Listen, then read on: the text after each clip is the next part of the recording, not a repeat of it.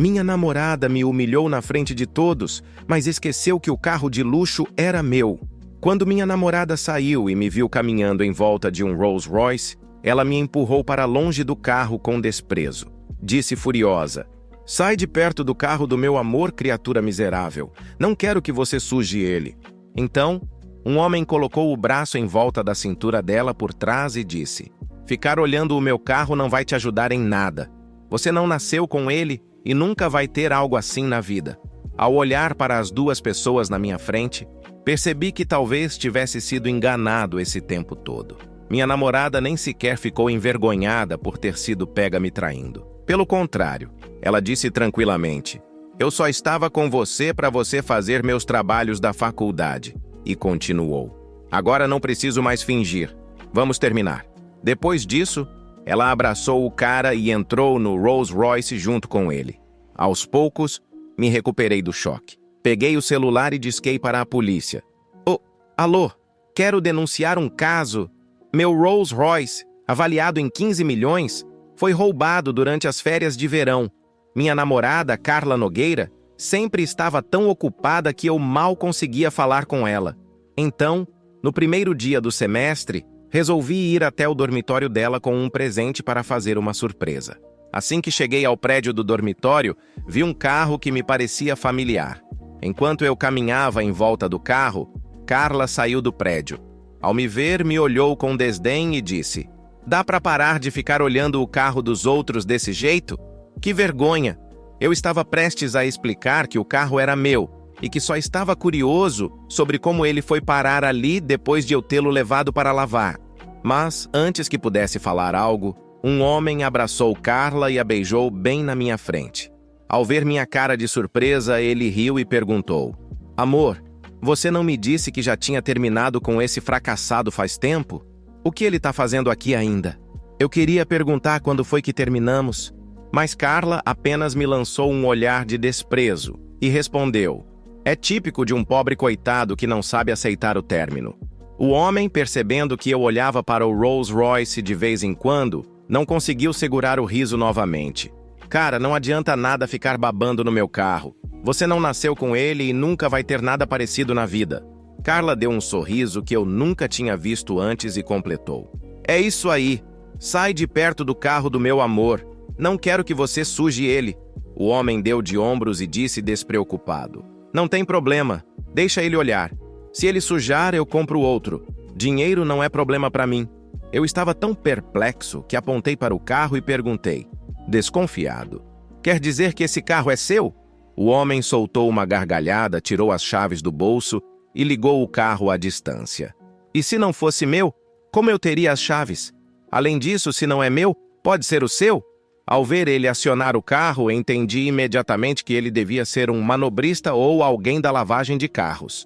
Era a única explicação para ele ter as chaves do meu carro. Respirei fundo e, ao invés de revelar minha identidade, decidi provocá-lo. "Ter as chaves não significa que o carro é seu, né? Esse carro pertence ao herdeiro do homem mais rico de São Paulo. Você não é ele." O homem me interrompeu com um sorriso presunçoso. "Shh, fica na sua, não gosto de ostentar, mas já que você tocou no assunto, tá bom, eu admito. Eu sou o João Vitor Cruz, o filho do homem mais rico daqui." Quando ele disse isso, os estudantes que estavam por perto ficaram boquiabertos e começaram a cochichar. Carla ficou ainda mais satisfeita. Levantou o queixo e declarou: "Pablo Ferreira, já somos adultos. Se eu não respondi suas mensagens, significa que estou te deixando. Você está muito abaixo do meu nível. Eu achei aquilo tudo ridículo. Carla Nogueira, esqueceu que eu só comecei a namorar com você porque você me perseguiu?" O rosto dela mudou, como se não esperasse que eu expusesse isso na frente de todos. Mas ela logo se recuperou. "E eu aceitei namorar com você porque você fazia meus trabalhos da faculdade. Você acha mesmo que eu me apaixonaria por um perdedor como você? Vamos terminar logo com isso." Apontei para João e perguntei: "Você quer terminar comigo só por causa dele?" Carla revirou os olhos e respondeu: "E não é porque você é um mão de vaca? Toda vez que a gente saía para comer, você me levava naqueles restaurantes afastados, supostamente exclusivos. e ainda ficava se gabando que eram comandados por chefes com estrela Michelin. O que me dava era vergonha. Ela continuou, debochada. Já o João sempre me leva para restaurantes de verdade, decentes, onde você só entra com cartão de membro. Aposto que você nem qualificação para entrar em um desses lugares tem, né? Não pude evitar olhar mais uma vez para o carro. Eu sabia que tinha deixado várias dessas cartas de membresia e cartões pré-pagos para restaurantes guardados nele. Pelo visto, João estava usando meu carro e pagando umas refeições com os meus cartões para enganar a Carla. Enquanto isso, Carla continuava me humilhando, o que divertia ainda mais o João. Eu não me dei ao trabalho de discutir. Apenas peguei meu celular e liguei para o meu orientador, o professor Nogueira. Professor, preciso que revise o artigo que enviei. Sim, é principalmente para retirar o nome do segundo autor. Fui eu quem escreveu o trabalho sozinho. Assim que desliguei, o rosto de Carla mudou completamente. Ela começou a bater o pé no chão, claramente nervosa, e exclamou: Como você se atreve a ligar para o professor para tirar meu nome do artigo? Você sabe que eu não consigo me formar sem aquele trabalho. Ela continuou, quase em pânico. Você não pode fazer isso. Eu a encarei friamente e perguntei: E se eu fizer? O que você vai fazer? Terminar comigo? Carla estava à beira das lágrimas. Ela sabia muito bem que eu não colocaria o nome dela de volta no artigo. Então se encolheu nos braços do João e começou a choramingar. Amor, o que eu vou fazer? Eu não posso me formar sem aquele trabalho. João tirou o celular do bolso e disse com desdém: Eu te dou 5.000 reais para você deixar o nome da minha princesa no trabalho. Eu nem me mexi e respondi: Só 5.000? Um filho do homem mais rico do estado só pode oferecer isso? Não deveria ser, pelo menos, 500.000? O rosto de João escureceu imediatamente. Ele sabia que alguém como ele, que claramente estava fingindo ser rico, nunca conseguiria juntar 500.000 reais. Sem graça, ele virou para Carla e tentou consolá-la. Amor, é só um trabalho. A gente não precisa disso. Com a nossa fortuna, não importa se você se formar ou não. Eu nunca vou te desprezar por isso. Com essa garantia, Carla pareceu relaxar um pouco. Apesar de ainda querer o artigo, não ousou contradizer João. Em vez disso, fingiu despreocupação e disse: É verdade. Eu não ligo se não me formar. Não preciso disso. Afinal, já tenho o João. Só pobre precisa de diploma para mudar de vida. Assim que ela terminou de falar, os colegas ao redor começaram a vaiá-la. Mas Carla achou que era pura inveja e respondeu com desprezo: Eu tô errada? E daí? Mesmo que você se forme, ainda vai ser um escravo do meu bebê. Eu retruquei com um sorriso sarcástico. Sério? Porque pelo visto você só vale 5.000 reais aos olhos do seu bebê. Os ricos ficaram tão pão duros assim hoje em dia? Carla revirou os olhos mais uma vez e disse: Meu bebê gasta dezenas de milhares numa única refeição. Ele me trata como uma rainha. Ele só te ofereceu 5.000 porque é o que um fracassado como você vale. Você acha que ele vai dar mais para alguém como você? Meu bebê pode gastar milhões facilmente, mas não vai desperdiçar isso com um inútil. Pelo jeito, aquilo agradou muito o João. Ele deu alguns passos na minha direção, me deu um tapa no rosto e disse com orgulho: Você acha mesmo que é alguma coisa só porque tem estudo? Deixa eu te contar uma coisa. Não importa o quão inteligente você seja, você sempre vai ser um empregado medíocre depois de se formar. Ele continuou com um sorriso debochado. Uma refeição minha custa o que sua família inteira luta para ganhar em um ano. Eu afastei a mão de João e segurei o impulso de acertar ele de volta. Eu nunca imaginei que o dia que marcaria minha vida começaria de maneira tão banal. Tudo parecia normal naquela manhã. O café amargo como de costume, os alunos apressados no campus e Carla ignorando minhas mensagens enquanto dizia estar ocupada com estudos. Eu não desconfiava de nada. Na verdade, talvez estivesse cego demais para perceber os sinais óbvios. Foi só quando resolvi passar no dormitório dela que as coisas começaram a desmoronar. Eu tinha comprado um presente, algo simples, mas significativo. Era uma maneira de surpreendê-la, de tentar reacender algo no relacionamento que parecia estar esfriando. Ao chegar ao prédio, vi um Rolls Royce preto estacionado na frente, brilhando sob o sol. Era idêntico ao meu. O que não seria tão estranho se eu não tivesse levado o carro para a lavagem naquele mesmo dia. Eu me aproximei, inspecionando. O carro parecia familiar. Olhei para a placa e o choque foi imediato. Era meu carro. Minha cabeça girava, tentando entender como aquilo era possível. Nesse momento, a porta do dormitório se abriu. E lá estava Carla, linda e elegante, mas com um olhar que eu não reconhecia. Ela franziu o rosto ao me ver perto do carro. Dá para parar de ficar babando no carro dos outros. Pablo? Que vergonha, meu Deus! Ela disse com desprezo, como se estivesse falando com um estranho. Eu fiquei paralisado, tentando entender se aquilo era algum tipo de piada. Antes que eu pudesse responder, um cara alto, cabelo bem penteado e sorriso pretensioso saiu logo atrás dela. Ele a abraçou pela cintura, beijando-a na bochecha. Amor, quem é esse cara? Ele perguntou, olhando para mim como se eu fosse invisível. Carla deu de ombros e respondeu com um tom casual que perfurou meu peito. Só um fracassado que não sabe aceitar que acabou. Eu dei um passo para trás, sentindo uma mistura de humilhação e incredulidade. Eu queria perguntar quando foi que acabou, mas algo me dizia que não adiantaria. O cara olhou para o Rolls Royce, depois para mim e soltou uma gargalhada. Tá olhando meu carro por quê, irmão? Não adianta nada ficar sonhando. Você nunca vai ter algo assim na vida. Ele tirou as chaves do bolso e ligou o carro à distância. Um gesto que parecia ensaiado. Carla riu, colocando a mão no peito dele. Vamos, amor, entra logo. Não quero perder mais tempo aqui. Os dois entraram no carro, meu carro, e partiram, me deixando no meio-fio, com o presente inútil na mão e a humilhação queimando meu rosto. Naquela noite eu mal consegui dormir. Revi cada detalhe do dia tentando juntar as peças. Como meu carro foi parar com eles? O que mais Carla tinha escondido de mim? No entanto, a pergunta mais dolorosa era: como eu tinha sido tão idiota para não perceber o que estava acontecendo? No dia seguinte, decidi agir. Liguei para a polícia e denunciei o roubo do carro.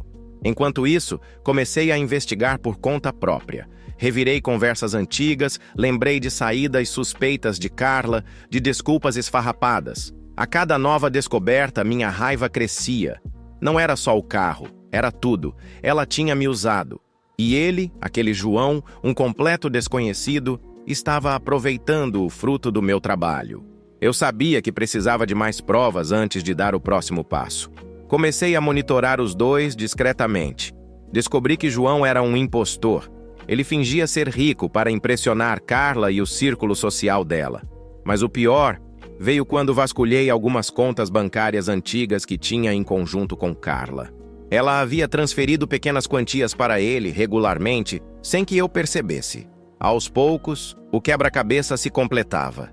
Então, recebi uma ligação inesperada. Era o professor Nogueira, orientador dela na faculdade. Ele parecia preocupado. Pablo, preciso falar com você sobre o artigo que você enviou. Sei que é você quem escreve os trabalhos, mas Carla está insistindo que é coautora. Isso é verdade? A confirmação foi como um soco no estômago. Eu não respondi de imediato, mas naquele momento tomei uma decisão. Eles tinham me humilhado publicamente, me enganado e usado meu esforço para se beneficiar. Eu não deixaria isso barato. Enquanto desligava o telefone, um plano começou a se formar na minha mente. Eu não seria só mais uma vítima de traição e roubo. Não, eles pagariam. Não só com o carro, mas com tudo. A primeira coisa que fiz foi marcar uma reunião com o professor Nogueira para tirar o nome de Carla do artigo. Eu sabia que isso causaria um impacto imediato. Depois disso, entrei em contato com um velho amigo da família, um empresário influente que devia favores ao meu pai.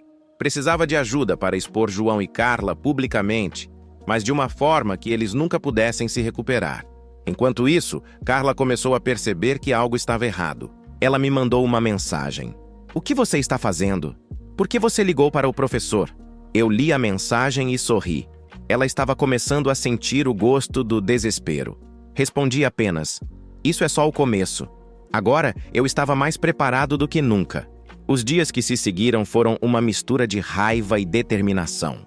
A mensagem de Carla, aquele tom de pânico disfarçado, não saía da minha cabeça. Ela sabia que algo estava por vir, mas não tinha ideia do tamanho da tempestade que eu estava prestes a causar. Primeiro, fui até o professor Nogueira. Ele me recebeu com uma expressão confusa, talvez até um pouco desconfiada, mas ouviu tudo o que eu tinha a dizer. Mostrei os rascunhos dos trabalhos que eu havia escrito sozinho e expliquei que Carla não tinha contribuído com nada, exceto pelo nome na capa. Ele balançou a cabeça, visivelmente incomodado. Pablo, você sabe que isso é grave, certo? Tirar o nome dela pode impedir que ela se forme. Eu respirei fundo antes de responder. Professor, ela usou meu esforço enquanto me traía. Não há nada mais grave do que isso. Ele concordou, mas me advertiu. Você tem o direito de reivindicar o crédito, mas esteja preparado para a reação. Pessoas como Carla não aceitam perder sem lutar. Saí de lá mais motivado do que nunca. A sensação de finalmente reaver o controle era viciante, mas eu sabia que ainda tinha um longo caminho pela frente. No dia seguinte, Carla me ligou. Não atendi. Ela ligou de novo. Ignorei. Quando finalmente abri o celular, havia várias mensagens dela, oscilando entre ameaças e súplicas. Pablo, como você pode fazer isso comigo? Você sabe que preciso desse artigo. Se você não recolocar meu nome, eu vou acabar com você. Apaguei as mensagens sem responder. Era inútil argumentar com alguém como ela. Enquanto isso, comecei a rastrear João. Descobri que ele tinha o hábito de ostentar nas redes sociais, publicando fotos em restaurantes caros, festas luxuosas e até ao lado do meu carro. Cada postagem era mais absurda que a outra, e todas pintavam a imagem de um milionário. Mas eu sabia a verdade. Ele estava usando os meus recursos para sustentar a mentira. Foi aí que decidi fazer um movimento mais direto. Contratei um investigador particular para descobrir mais sobre a vida dele. Em poucos dias, tive acesso a informações que João nunca imaginou que alguém descobriria. Ele era um golpista de carteirinha, com um histórico de pequenos esquemas para enganar pessoas. Desta vez, ele tinha subido de nível ao se infiltrar na minha vida. Enquanto eu preparava minha próxima jogada, recebi uma ligação inesperada. Era Ana, uma colega do campus com quem eu nunca tinha falado muito. Ela parecia hesitante, mas finalmente disse: Pablo, você tem um minuto? É sobre o João e a Carla. O interesse dela me intrigou. Então concordei em encontrar com ela no café da faculdade. Quando cheguei, ela já estava esperando, parecendo nervosa. Olha, eu sei que isso não é da minha conta, mas eu vi algo que achei que você deveria saber. Ela me entregou o celular e mostrou uma conversa entre Carla e João, onde eles debochavam de mim. Eles falavam sobre como usaram o meu dinheiro, como se sentiam superiores, e sobre um plano de pegar ainda mais recursos antes de me descartarem de vez. Onde você conseguiu isso? Perguntei, tentando processar o que via. Ana hesitou. João não é exatamente fiel.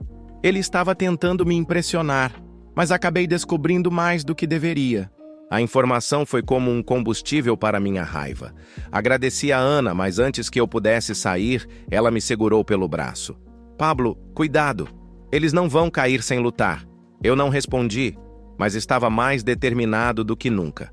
Sabia que precisava expor os dois de uma forma que não deixasse dúvidas para ninguém. Com as provas nas mãos, comecei a planejar minha próxima jogada. A ideia era simples: usar as redes sociais contra eles. Se João amava ostentar sua vida falsa, eu usaria isso para desmascará-lo.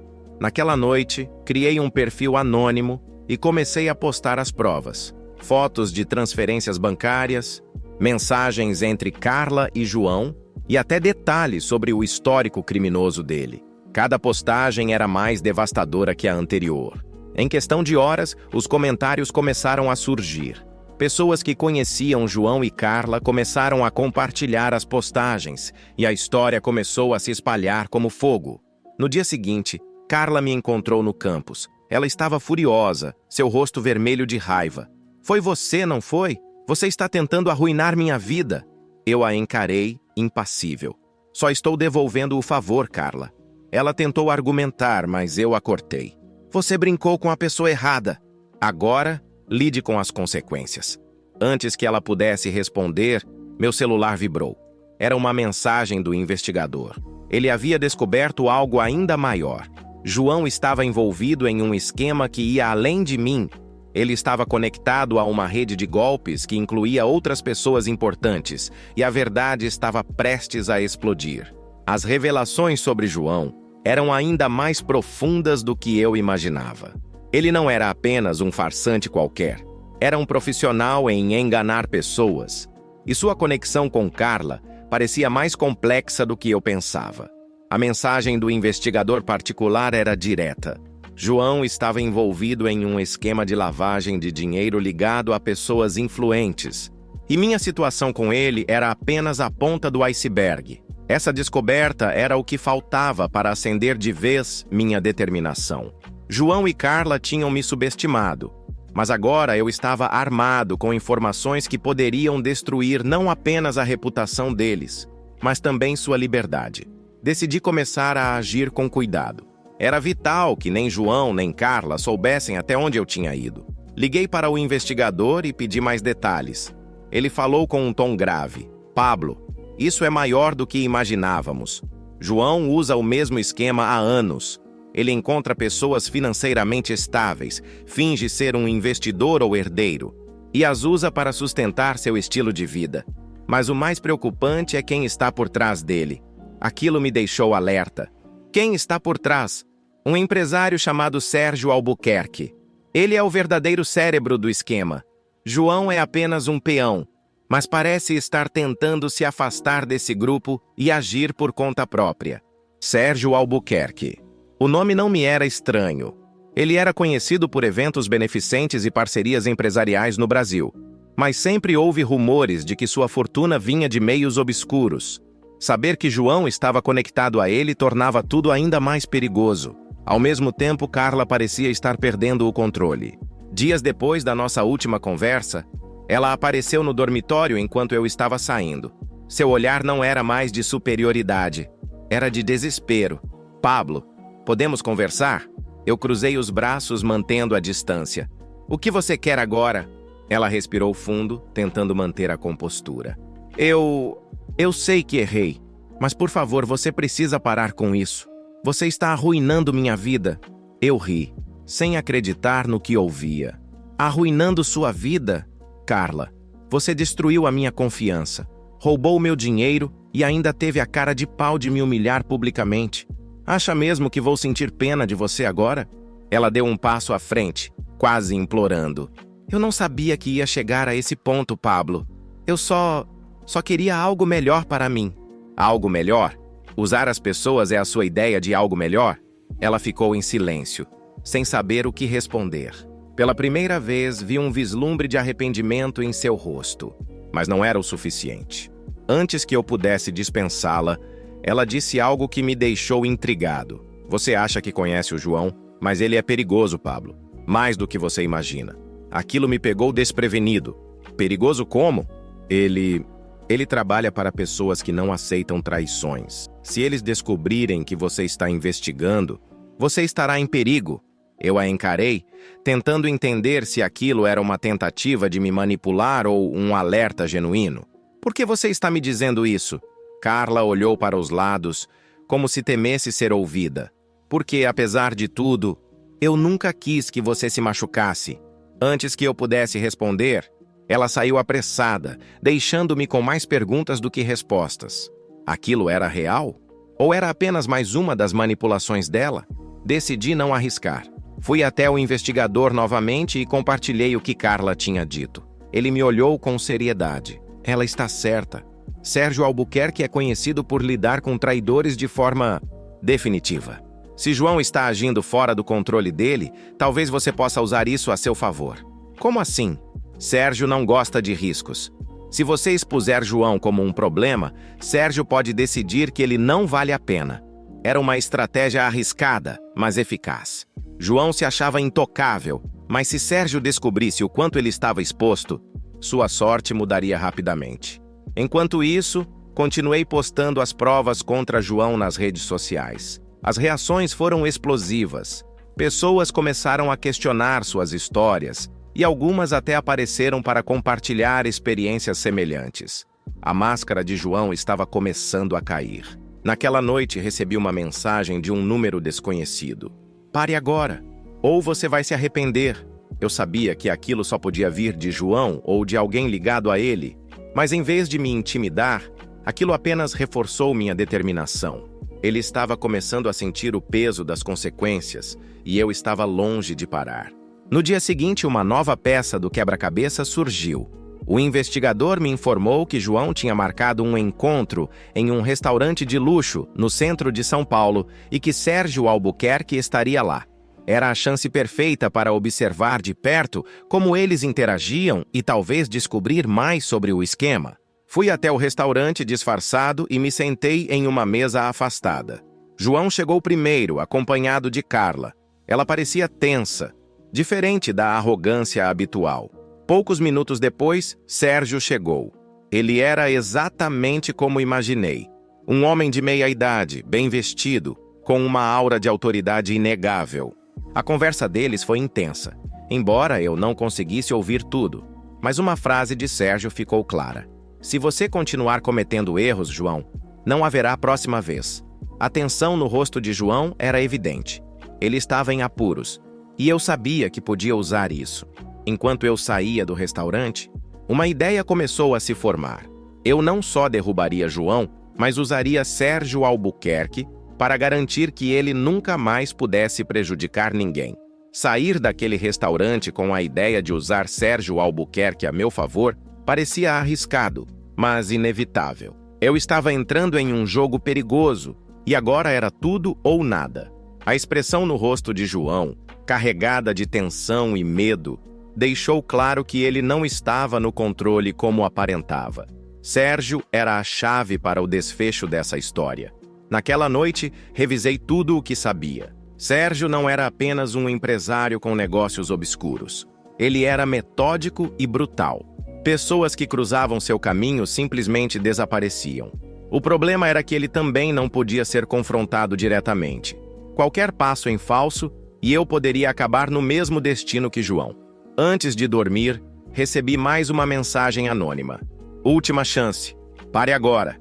Dessa vez eu não apaguei. Respondi com apenas uma frase. Venha me parar.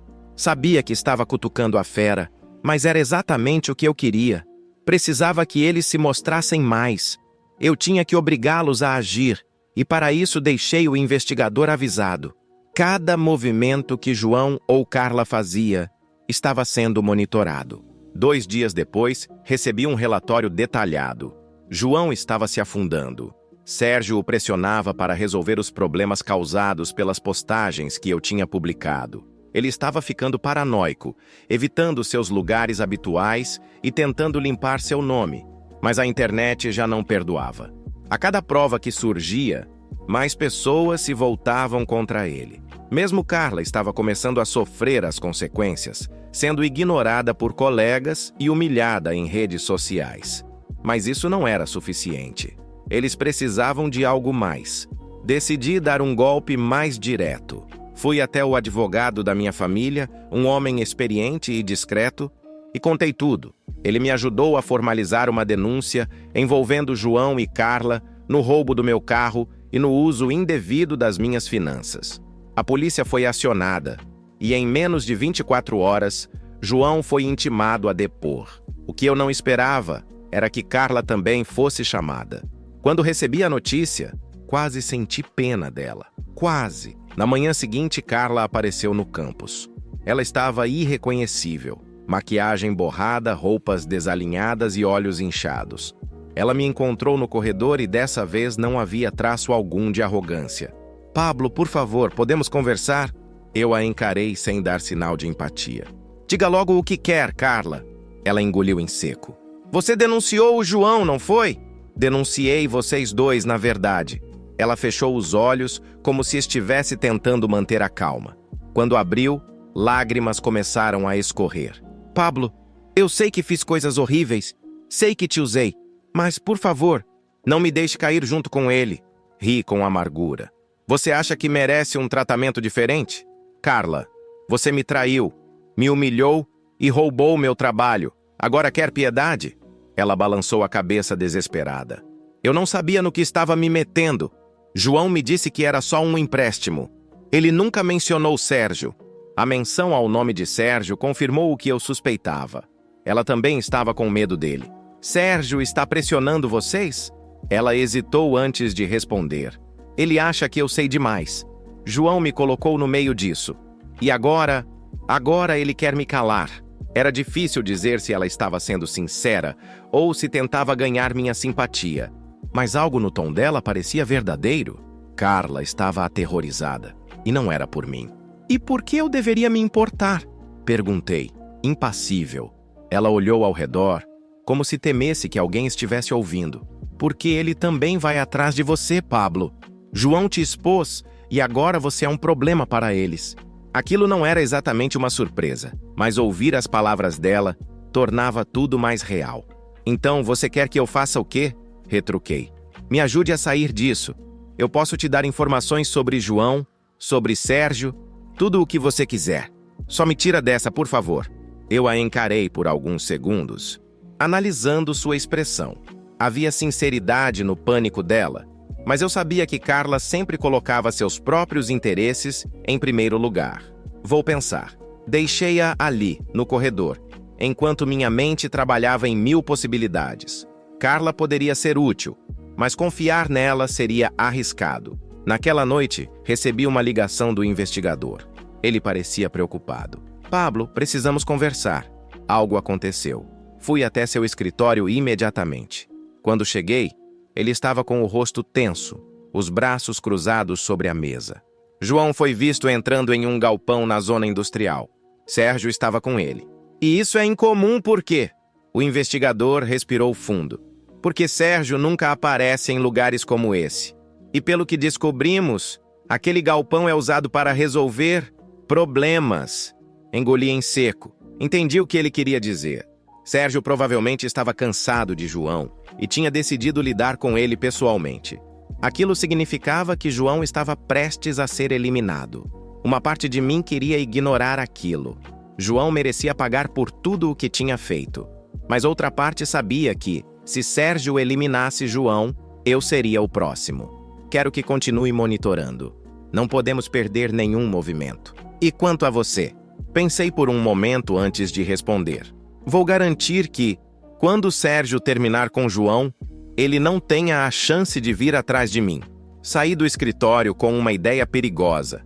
Eu precisava entrar no jogo de Sérgio antes que ele decidisse me colocar como o próximo alvo. Depois da ligação do investigador, a realidade se firmou. Sérgio Albuquerque era um perigo maior do que qualquer coisa que João e Carla poderiam representar. Eu precisava agir rápido e garantir que meu nome fosse apagado dessa história antes que Sérgio tivesse a chance de me considerar um problema a ser resolvido. Nos dias seguintes, as coisas ficaram ainda mais tensas. A notícia de que João havia sido visto entrando no galpão não era apenas um rumor. Uma postagem anônima surgiu nas redes sociais indicando que João havia desaparecido. Era claro que Sérgio estava cortando suas conexões e eliminando ameaças. Foi nesse contexto que Carla me procurou de novo. Desta vez, ela estava ainda mais desesperada. Encontrou-me no estacionamento da faculdade, com os olhos fundos e o cabelo desgrenhado. Parecia que tinha envelhecido anos em questão de dias. Pablo, por favor, a gente precisa conversar. Eu bufei. Carla, já deixei claro que não confio em você. Ela segurou meu braço com força, os olhos marejados de lágrimas. É sério, eu não tenho mais ninguém. Sérgio está atrás de mim também. Eu ouvi João falar sobre você antes de desaparecer, e agora estou sendo seguida. Afastei meu braço, desconfiado. Se você acha que isso é suficiente para eu te ajudar, está muito enganada. Carla puxou algo do bolso. Uma folha dobrada, manchada de suor. Entregou-me, as mãos tremendo. Quando abri, vi uma lista de nomes e transações. O que é isso? Perguntei, ainda tentando entender. Sérgio tem uma rede de pessoas que ele usa para os golpes. João me mostrou essa lista uma vez para me intimidar. Ele disse que se eu saísse da linha, meu nome estaria no final dela. Estudei a lista.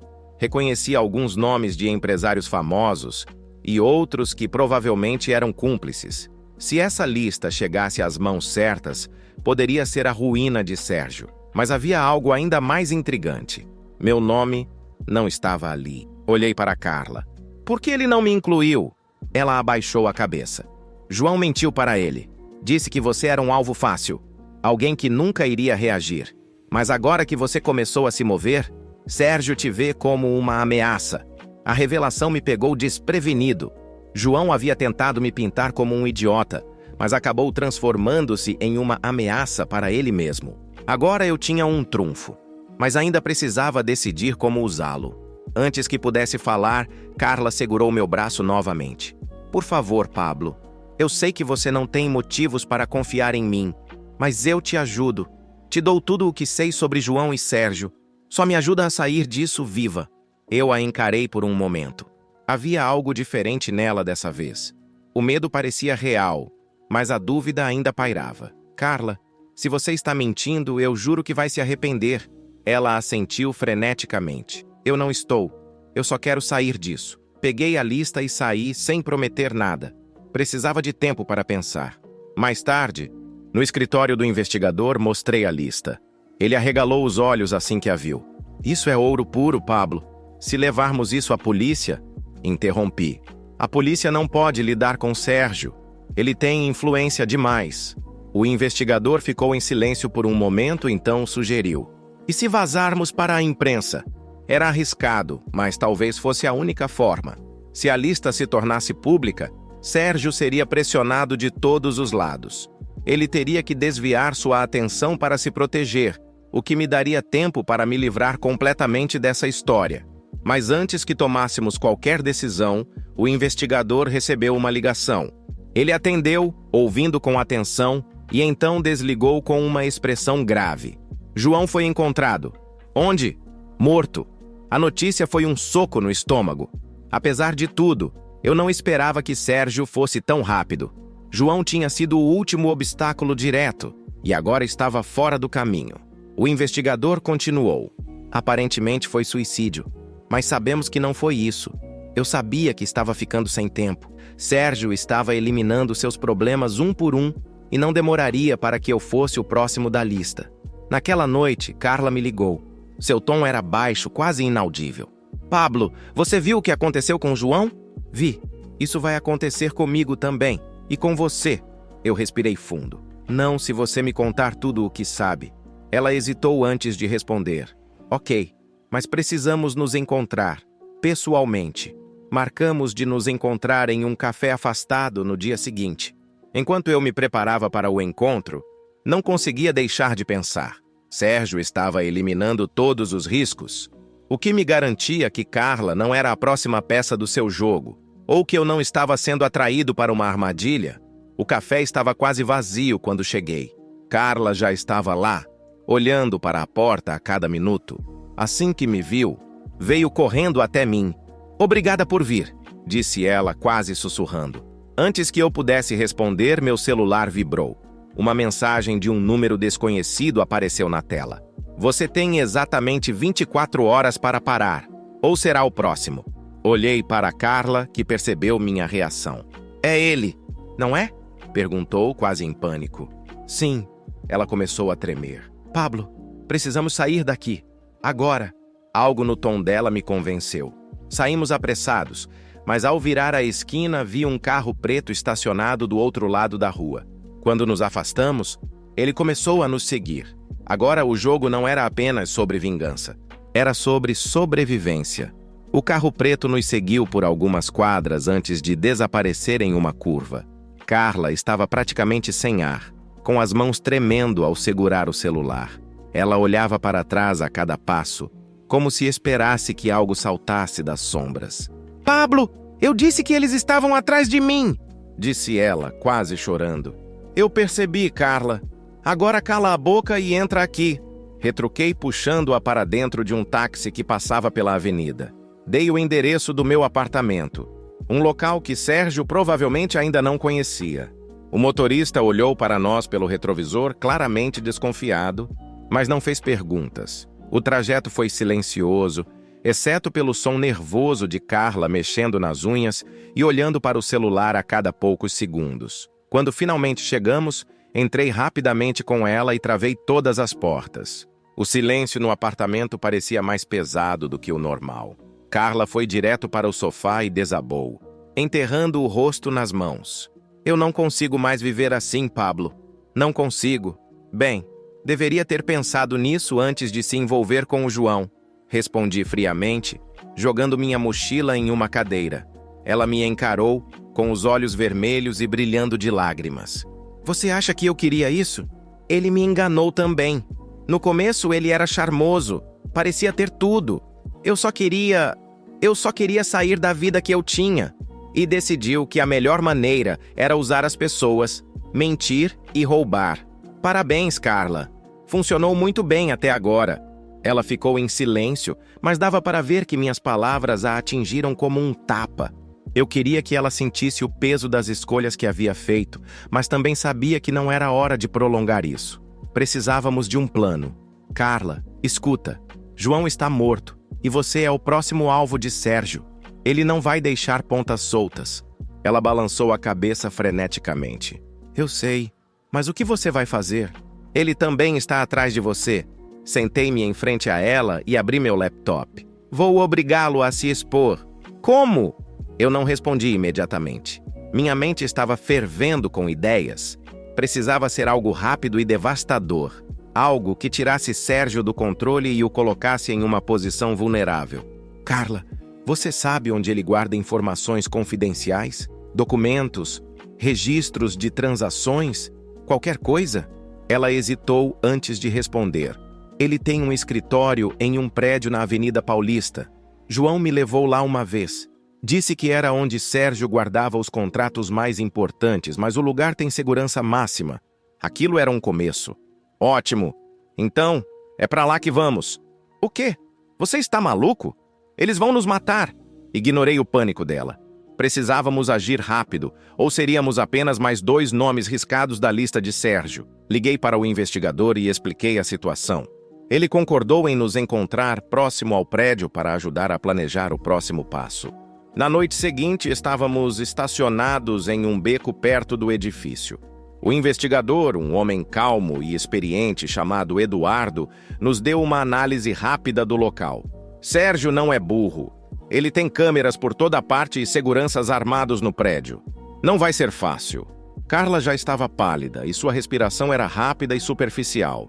Eu não posso fazer isso. Não posso. Carla, você chegou até aqui. Não é hora de desistir, disse Eduardo tentando acalmá-la.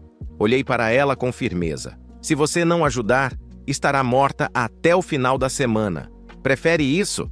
Ela respirou fundo, lutando contra o pânico, e finalmente assentiu. Eduardo conseguiu identificar uma falha no sistema de segurança. O prédio tinha uma entrada secundária que era usada para entregas, com menos vigilância.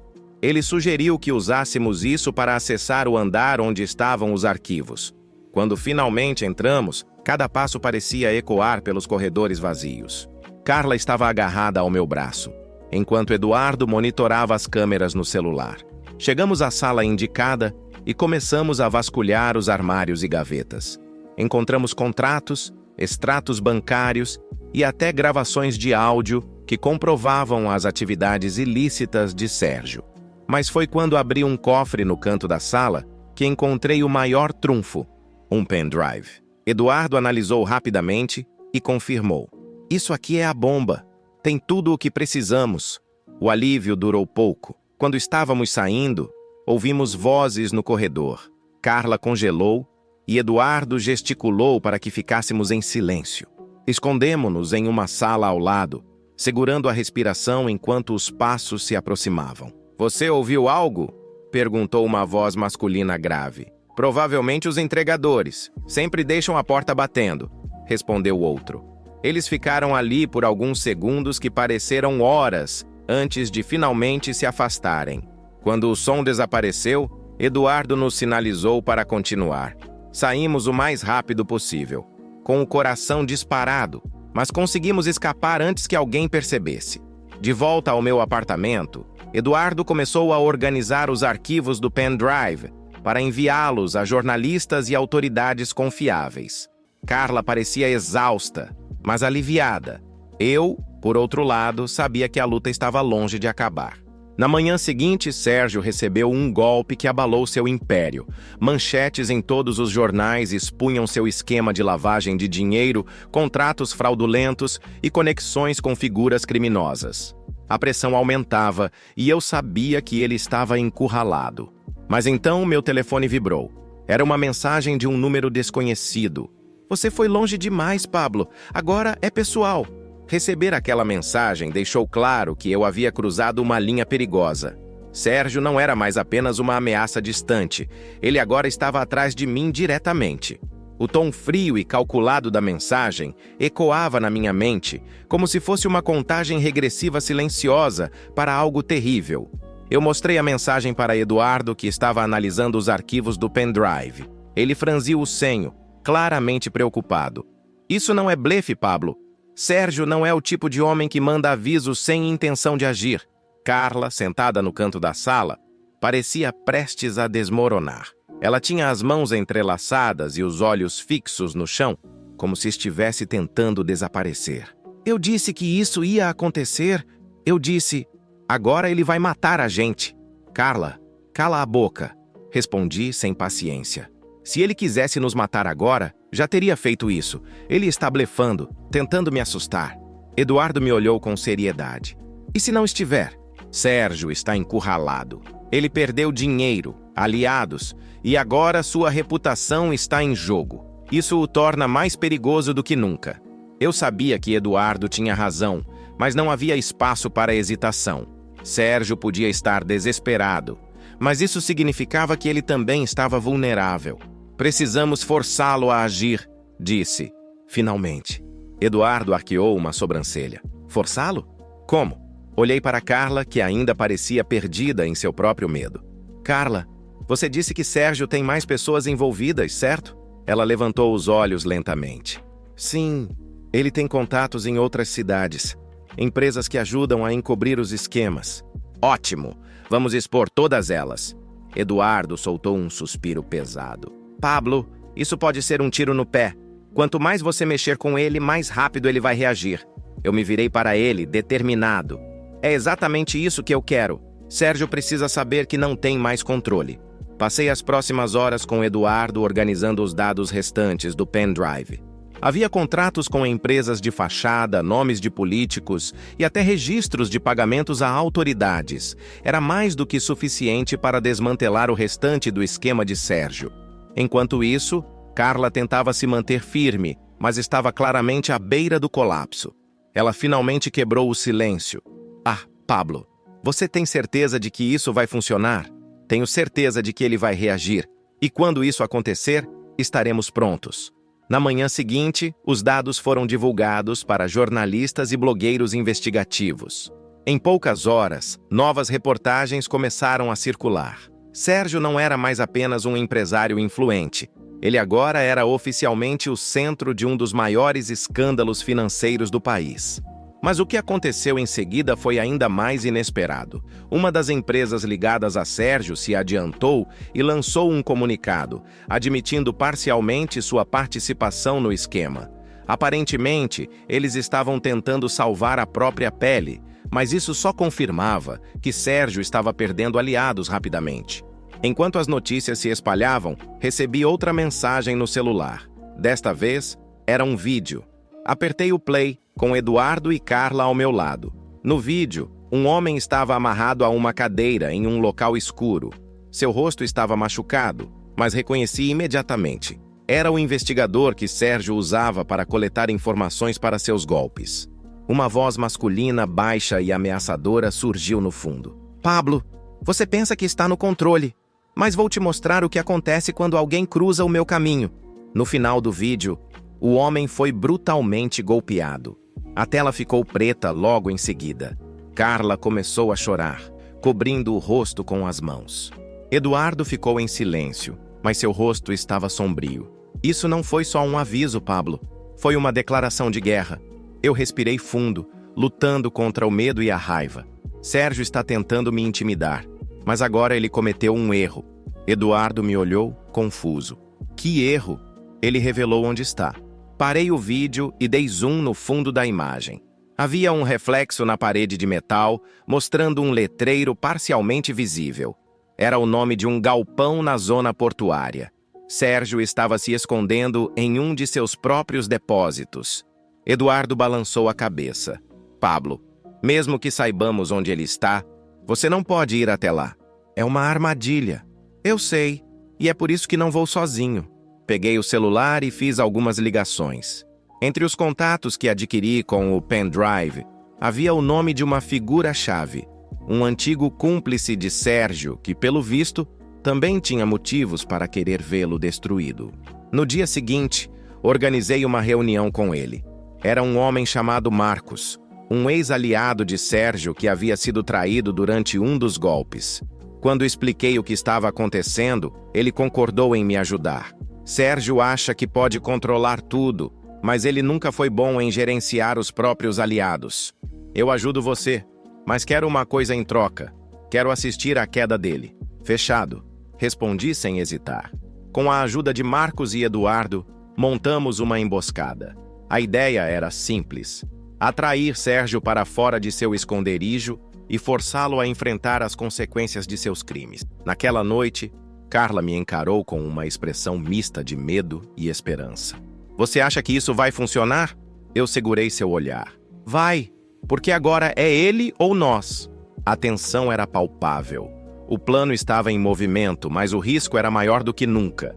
Sérgio sabia que estava encurralado, mas ainda tinha recursos e aliados dispostos a fazer qualquer coisa por ele. O confronto final estava se aproximando, e eu sabia que quando o sol nascesse, nada seria como antes. O dia amanheceu com o ar pesado, como se até o clima soubesse o que estava prestes a acontecer.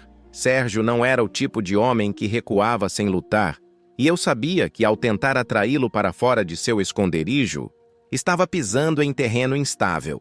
Eduardo, Marcos e eu passamos a manhã ajustando os detalhes do plano. Carla, embora relutante, também ajudou, oferecendo informações que só alguém próximo de João e Sérgio poderia ter. Nosso objetivo era simples, mas arriscado: usar os dados restantes do pendrive para pressionar um dos contatos mais próximos de Sérgio. Esse homem, Rafael, era um contador que sabia demais e estava atolado até o pescoço nos negócios sujos. A ideia era forçar Rafael a marcar uma reunião com Sérgio, criando uma oportunidade para expô-lo publicamente e capturá-lo. Marcos, com sua experiência nos esquemas de Sérgio, tomou a frente. Rafael é um covarde. Ele só vai colaborar se achar que está encurralado. Eduardo concordou, mas olhou para mim com seriedade. E se Sérgio desconfiar? Ele pode transformar isso em uma emboscada contra nós. Eu respirei fundo, sentindo o peso da responsabilidade. Por isso precisamos ser rápidos e precisos. Não podemos dar tempo para ele pensar. Naquela tarde, Marcos entrou em contato com Rafael, fingindo que queria renegociar uma dívida antiga. O contador, percebendo o risco de ser exposto, concordou em marcar uma reunião com Sérgio no galpão onde ele estava escondido. Tudo parecia estar indo conforme o planejado, mas o nervosismo era inevitável. Sérgio não era ingênuo, e a chance de ele antecipar nossos movimentos era real. Enquanto esperávamos o horário marcado, Carla começou a ficar inquieta. Pablo, tem certeza de que isso vai dar certo? E se Sérgio tiver mais homens lá dentro? Eu a encarei. Se ele tiver, estamos prontos. Ela bufou, visivelmente insatisfeita. Você fala como se fosse indestrutível. Mas sabe o que vai acontecer se isso der errado? Sim, Carla, nós morremos. Agora, se não consegue lidar com isso, fique aqui e espere o resultado. Ela não respondeu, mas o medo em seus olhos dizia tudo. Quando o sol começou a se pôr, fomos para o local. Eduardo havia chamado reforços, jornalistas investigativos e até alguns policiais que não estavam no bolso de Sérgio. A ideia era garantir que, se tudo desse errado, pelo menos a verdade seria exposta. O galpão ficava na zona portuária, cercado por contêineres enferrujados e gruas abandonadas. O lugar tinha um ar desolado, perfeito para encontros como aquele. Ficamos escondidos em um dos contêineres próximos, observando enquanto Rafael chegava. Ele parecia nervoso, suando e olhando ao redor constantemente. Poucos minutos depois, um carro preto estacionou. Sérgio saiu, acompanhado de 2 homens robustos, ambos armados. Ele estava impecavelmente vestido, como sempre, mas seu rosto demonstrava tensão. A conversa começou e Rafael tentou seguir o plano, falando sobre renegociações e pagamentos atrasados. Sérgio ouviu pacientemente, mas sua expressão logo mudou para desconfiança. "Rafael, você acha que sou idiota?" perguntou Sérgio, sua voz baixa e ameaçadora. Rafael começou a gaguejar, mas Sérgio continuou. "Quem te mandou aqui? Foi o Marcos? Ou aquele garoto que acha que pode me enfrentar?"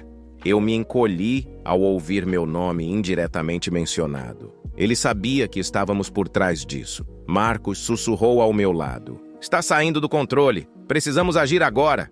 Antes que eu pudesse responder, Sérgio puxou uma arma e apontou para Rafael. "Diga agora, ou você não sai daqui vivo." Rafael começou a implorar, mas antes que Sérgio pudesse apertar o gatilho, Eduardo e os policiais apareceram, armas em punho. "Solte a arma." "Sérgio, você está cercado." Por um momento, tudo ficou em silêncio. Sérgio ergueu as mãos devagar, mas um sorriso frio apareceu em seu rosto. "Vocês acham que isso vai acabar aqui?" Um dos homens de Sérgio sacou uma arma, iniciando um tiroteio. Eduardo gritou para que nos protegêssemos enquanto os policiais revidavam. O som dos tiros ecoava pelo galpão, misturado aos gritos de ordem e o barulho de objetos sendo derrubados.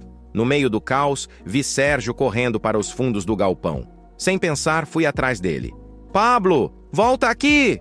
gritou Eduardo, mas eu o ignorei. Sérgio entrou em uma sala trancada, e eu consegui alcançá-lo antes que ele escapasse por outra porta.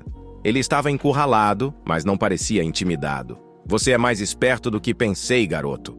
Mas esperteza não vai te salvar." "Você perdeu, Sérgio. Está acabado." Ele riu com desprezo. "Acabado? Você acha que essas provas e um punhado de jornalistas vão me destruir? Eu controlo mais do que você imagina." Antes que ele pudesse fazer qualquer outra coisa, Eduardo apareceu na porta, apontando uma arma para ele. "É o fim da linha, Sérgio." Sérgio hesitou por um momento, mas finalmente ergueu as mãos. Os policiais logo chegaram, algemando-o. Enquanto o levavam, ele me lançou um olhar gelado. "Isso ainda não acabou, Pablo." Eu o observei ser levado, sentindo um misto de alívio e inquietação. Sabia que aquela vitória era apenas o começo de algo maior. Sérgio tinha aliados, recursos e uma rede de poder que não desapareceria tão facilmente. De volta ao apartamento, Carla estava visivelmente aliviada, mas ainda parecia carregada de culpa. "Você conseguiu." Eu me sentei, exausto. "Sim, mas não fiz isso sozinho." Eduardo colocou a mão no meu ombro. "Você enfrentou algo que muitos não teriam coragem. Agora é hora de reconstruir." Eu sabia que ele estava certo. Sérgio estava fora do jogo, mas as cicatrizes que ele deixou permaneceriam por muito tempo. O silêncio na sala parecia pesado, carregado com a tensão de tudo o que havíamos enfrentado. Sérgio estava preso, mas sua última frase ecoava na minha mente. Isso ainda não acabou. Eu sabia que ele não estava mentindo. Havia pessoas poderosas que dependiam dele, e expor Sérgio era apenas o início de um confronto muito maior. Eduardo parecia compartilhar minha preocupação. Ele se levantou, caminhando até a janela, e falou com a voz baixa. "Não podemos baixar a guarda. Sérgio pode estar na cadeia, mas a rede dele ainda está ativa." Carla, que estava encolhida no sofá, suspirou profundamente. "Você acha que eles vão atrás de nós?" "Tenho certeza," respondi, seco. "Não se esqueça, você e João eram peões nesse jogo. A diferença é que João já pagou o preço e agora é você quem está no radar deles." Ela abaixou os olhos, claramente assustada, mas não disse nada. Por mais difícil que fosse admitir, Carla estava tão enredada nisso quanto eu, e agora dependia de nós para sobreviver. No dia seguinte, as manchetes estavam em todo lugar. Sérgio Albuquerque, o empresário carismático e respeitado, agora era conhecido como o líder de um dos maiores esquemas de corrupção e lavagem de dinheiro do país. Empresas ligadas a ele começaram a se desmantelar, e aliados foram sendo expostos aos poucos. Era um espetáculo de ruína pública, mas ainda assim, eu não sentia a sensação de vitória que esperava. Eduardo me chamou para uma reunião em um lugar discreto. Quando cheguei, ele já estava com um laptop aberto, analisando uma nova série de documentos que havia encontrado nos arquivos do pendrive. Pablo, você precisa ver isso! Ele virou a tela na minha direção e o que vi me deixou perplexo. Sérgio tinha aliados poderosos dentro do sistema judiciário, políticos de alto escalão e até mesmo empresários que ainda estavam intactos. Eram nomes que nem mesmo a mídia ousava tocar. Se acharmos que Sérgio é o fim da linha, estamos enganados. Ele é só uma peça maior desse jogo. Eu passei a mão pelo rosto, tentando absorver tudo aquilo.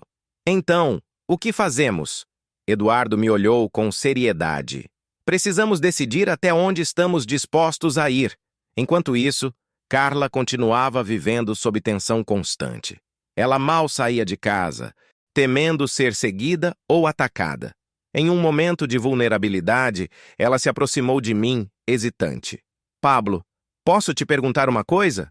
Eu assenti, sem tirar os olhos do computador onde analisava mais arquivos. O que foi? Você acha que eu ainda tenho conserto? Eu parei e olhei para ela. A pergunta parecia sincera, quase dolorosa. Pela primeira vez, Carla não parecia a mulher arrogante que eu conhecia. Ela parecia quebrada. Conserto? Isso depende de você, Carla. Você vai precisar se redimir, mas não é algo que acontece de um dia para o outro. Ela assentiu, mas sua expressão permanecia sombria. Eu só queria não ter arruinado tudo. Então comece agora. Enquanto trabalhávamos para reunir mais provas contra os aliados de Sérgio, uma notícia inesperada chegou até nós. Marcos, o ex-cúmplice que havia nos ajudado a atrair Sérgio, havia sido encontrado morto em sua casa. A polícia declarava que era suicídio, mas Eduardo e eu sabíamos que era outra mensagem. Eles estão cortando as pontas soltas, disse Eduardo sombrio. Carla ficou ainda mais aterrorizada. Marcos ajudou vocês. Agora ele está morto. O que impede que sejamos os próximos? Nada impede, respondi. Mas eles não podem nos eliminar enquanto estivermos no centro das atenções. Era verdade. Com as manchetes ainda fervendo sobre Sérgio, mexer conosco seria arriscado demais. No entanto, sabíamos que esse escudo não duraria para sempre. Uma semana depois, recebi uma ligação inesperada. Era um jornalista com quem Eduardo havia compartilhado parte dos arquivos. Sua voz estava tensa. Pablo, preciso falar com você. Descobri algo importante, mas precisamos nos encontrar pessoalmente. Marcamos no mesmo café onde Carla e eu havíamos nos encontrado semanas antes. Quando cheguei, o jornalista parecia ansioso, olhando ao redor como se esperasse ser seguido. Ele me entregou um envelope com documentos e fotos. Isso foi enviado anonimamente para a redação, disse ele. É sobre o verdadeiro poder por trás de Sérgio. Abri o envelope e fiquei em choque. As fotos mostravam reuniões entre Sérgio e figuras influentes que ainda estavam intocáveis. Mas o que mais me chamou a atenção foi uma lista de transferências bancárias que ligavam diretamente essas pessoas aos golpes que Sérgio comandava. Por que você está me mostrando isso? Perguntei. O jornalista suspirou. Porque Sérgio está tentando negociar um acordo de delação. Ele vai entregar essas pessoas para reduzir sua pena. Meu sangue gelou. Se Sérgio falasse, ele poderia envolver qualquer um, até mesmo nós, se decidisse que isso o beneficiaria. Voltei para o apartamento e compartilhei tudo com Eduardo e Carla. Ambos ficaram em silêncio, processando as implicações. Precisamos agir rápido, disse Eduardo finalmente. Antes que Sérgio tenha a chance de negociar, precisamos expor essas pessoas. Carla, ainda trêmula, murmurou. Mas, e se isso só piorar tudo? Não temos escolha, respondi. Naquela noite, comecei a organizar as informações do envelope. Cada nome, cada transferência, cada reunião, tudo precisava ser exposto. O tempo estava contra nós, mas sabíamos que essa era a nossa única chance de acabar com o sistema que permitia que pessoas como Sérgio existissem. Quando terminei, senti um peso esmagador nas costas. Eduardo me deu um tapinha no ombro. Você está pronto para o que vem depois disso? Eu olhei para ele, cansado, mas determinado. Não importa o que aconteça, Eduardo. Eles não vão me derrubar sem lutar. A manhã seguinte começou com um silêncio desconfortável. Eduardo estava no laptop, organizando os últimos arquivos para enviar à imprensa. Carla, sentada à mesa com uma xícara de café intocada, olhava fixamente para a parede. E eu, sentado no sofá, sentia o peso do momento prestes a explodir.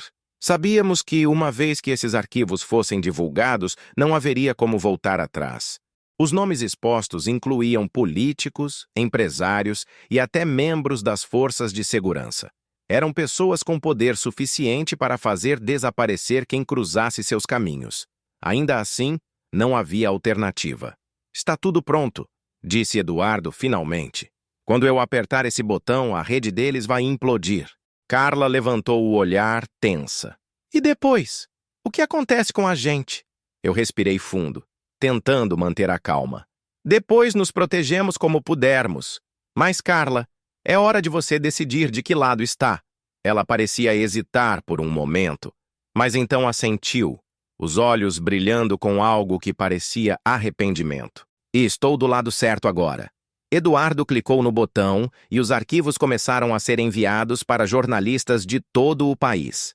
Em menos de uma hora, as notícias começaram a pipocar. Manchetes gritavam os nomes dos aliados de Sérgio, suas conexões com o esquema e os detalhes das transações financeiras. Era um golpe direto no coração do sistema corrupto que sustentava Sérgio e sua rede. No entanto, a reação foi rápida e brutal.